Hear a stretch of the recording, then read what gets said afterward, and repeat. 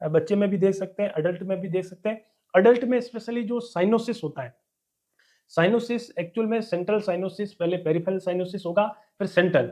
अपने लिप, टंग, जो नोज है, ये ब्लूस डिस्कलरेशन हो जाएंगे। और ये डिस्कलरेशन जो है, ये लेट साइन है, अर्ली साइन नहीं है। या फिर इसके किसी तरह का नोजी ब्रीथ हो रहा है, या फिर इस तरीके का कोई ऑब्स्ट्रक्शन है, ग्रंटिंग है, विजनिंग है, इस तरह का क्रैकल्स है, तो ये सब बता रहे हैं कि एयरवे में कहीं ना कहीं ऑब्स्ट्रक्शन है। ऐसे एयरवे को आपको तुरंत जो है पेशेंट को आपको ऑक्सीजन देनी है, आपको हेल्प के लिए सीनियर डॉक्टर नर्स को बुलाना है, आपको ओरल फेरिंजियल या नेजोफेरिंजियल एयरवे मेंटेन करना है, या फिर आपको एडवांस एयरवे जो है उसको मेंटेन करना है, और पेशेंट को तुरंत जो है उसका ऑक्सीजन का लेवल, सेचुरेशन का लेवल 92 प्लस जो है आपको करना है। फिर बात करते हैं ब्रीथिंग का। ब्रीथिंग का मतलब है पेशेंट सांस कैसे ले रहा है। अब ब्रीथिंग जो है पेशेंट को अपन को काउंट करना, ब्रीथिंग रेट कैसा है। नॉर्मल जो ब्रीथ है वो 12 से लगा के अपन 24 ब्रीथ पर मिनट लेते हैं। तो रेट क्या है, डेप्थ क्या है पैटर्न का, ब्रीथ का साउंड क्या है, जनरल ऑब्जर्वेशन जो है अपन देखेंगे। चेस्ट में अंदर कोई तरह का डिफॉर्मिटी नहीं है, और इस सारी चीजों को रिकॉर्ड करेंगे, परकजन करेंगे और पाल्पेशंस करेंगे।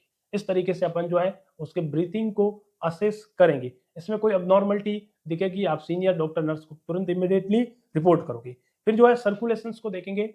सर्कुलेशंस बता रहा है पेशेंट का जो ब्लड प्रेशर जो है वो कैसा है, परफ्यूजन जो कैसा है। तो अपन कलर देखेंगे एक्सट्रीमिटीज का और लिम्ब का, और कैपिलरी रिफिल टाइम देखेंगे। कैपिलरी रिफिल टाइम जो है यदि अपन का 2 सेकंड से ज्यादा बढ़ा हुआ है तो इसका मतलब सर्कुलेशन, परफ्यूजन जो है वो पेशेंट का अबनॉर्मल है। ये अपन इस तरीके से इसको सर्कुलेशन देखेंगे, कार्डियक आउटपुट देखेंगे, वाइटल उसके देखेंगे, और किसी तरीके का कार्डियक फेलियर नहीं है।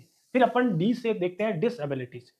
पेशेंट को कोई तरह की डिसएबिलिटीज नहीं हो गई है, पेशेंट अनकॉन्शियस जो है हो रहा है, हाइपोक्सिया हो रहा है, कार्बन डाइऑक्साइड जो इसके अंदर ज्यादा हो रही है। तो इस तरीके से पेशेंट का आपको प्यूपिल का साइज देखना है। प्यूपिल के ऊपर लाइट करेंगे, लाइट के साथ में प्यूपिल रिएक्ट कर रहा है, उसका जो है एकोमोडेशन चेंज हो रहा है, इसका मतलब पेशेंट जो है कॉन्शियसनेस के अंदर है।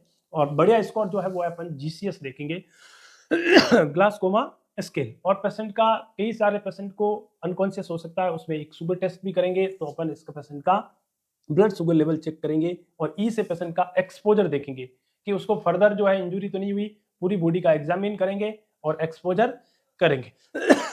तो ये अपन ने बात की किस तरीके से क्रिटिकल केयर यूनिट के अंदर जो एक नर्स की ड्यूटी रहने वाली है, इस ड्यूटी के दौरान आईसीयू और सीसीयू के ड्यूटी में नर्स को किन किन बातों का ध्यान रखना है, और किस तरीके से नर्स जो है असेसमेंट करेगी। आई होप सो ये आपको क्लिनिकल लेक्चर अच्छा लगा होगा। यदि आपको अच्छा लगा है तो लाइक, शेयर, सब्सक्राइब कीजिएगा।